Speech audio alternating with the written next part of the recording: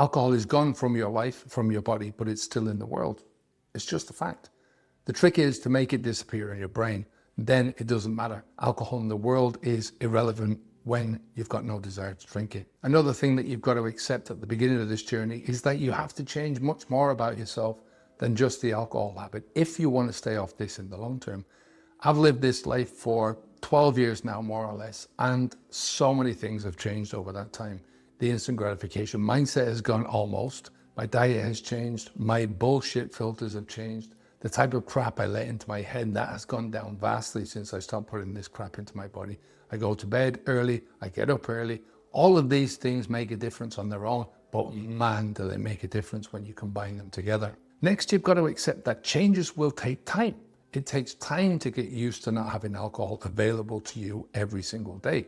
It takes time to eliminate the alcohol thinking, the alcohol habit, the alcohol identity, time to build new values, new beliefs, new habits based on that new value system. I think you also have to accept that you are your own worst enemy. You have choices. You make the choice to do something and there's consequences or trade-offs because of that choice. Your biggest enemy is choosing to act on your emotions and feelings now and trade off those consequences to a later version of yourself. You know, somebody else that's coming down that road. It's not you yet, you don't have to feel it yet, but the other schmuck coming down the road, he has to feel that. That kind of living always comes back to bite you in the ass. The enemy here is that you know what's coming, but you do it anyway. I poisoned myself with alcohol today, knowing that the impact of that toxin is going to start happening as soon as that stuff gets swallowed and the accumulation of damage again and again and again. On the other side of this, you should also accept that you are your own best friend. This is where you can start listening to your own logic, to your own rational mind. You can start looking ahead and valuing how you will think tomorrow, how you will feel tomorrow. You can't fool yourself into bullshit, and that doesn't work in the long term. So don't try to convince yourself that you can do anything that you want to do only to end up achieving nothing, right? Because these things are beyond your pale. Better to know that you can do better in key areas of your life and you're capable of living a much more fulfilling life. The next acceptance is that there are going to be doubters. You know, people that you care about are going to doubt your journey, even weeks or months after you've stopped.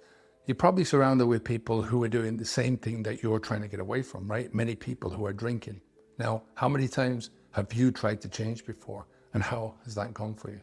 People who doubt you, a lot of these people have been around when you have tried before and you have failed before. These are doubting you based on your own past failures. To prove these doubters wrong, you have to show them that they're wrong. And that takes time. In reality, you only need to change one person's doubt, and that's your own. But that also takes time. Now, in the same vein, accept that some people are going to be manipulators, deceivers, saboteurs, even those close to you, even those who don't mean to be those things. And again, if you're a drinker, you're surrounding yourself by other drinkers. You're always surrounded by drinkers. When you shine a light on the problems that you have with alcohol, it shines that same light on those other people. And when you say, I've had enough with alcohol, when you say, look at all these problems that alcohol has been causing in my life, other drinkers are automatically going to hold a mirror up to themselves and look at their own alcohol use from that perspective. Now, for me, the hardest part is that some people want to see you fail because it justifies the risk that they chose not to take. You need to start listening to the people who are closest to your goals, not the people who are closest to you. And finally, accept that the responsibility for this is 100% on you. This is the big one for me. You decide what to change and what not to change, and you are 100% responsible for all the outcomes. You get the same 24 hours that I do. How you spend that is up to you. You decide which voice, internal voice you're going to listen to, the enemy or the friend. You decide who you're going to hang out with, those who are going to help you, those who are going to hinder you. You decide whether to accept the responsibility or not. The thing that never changes is that the responsibility is all yours anyway, whether you accept it or not. And once you accept it, you can do something with it. Once I realized that every drop of alcohol that ever went into my mouth was my doing, every drop of alcohol that went in the past, every drop of alcohol that I was putting into my mouth at the moment, and every future drop of alcohol was down to me, I couldn't hide anymore. It changed the whole story. Your thoughts, your actions, your outcomes choices and trade-offs. We all have them, and we've all got to live by them. So come to habitsv2.com for more info about our Stop Drinking Alcohol program. It's very structured, makes things simple, and I guarantee you that if you follow the steps, you'll never go back. You'll also see a lot of other videos on the channel for members only. You can get them by clicking on the join button below. Take care, onwards and upwards. Bye now.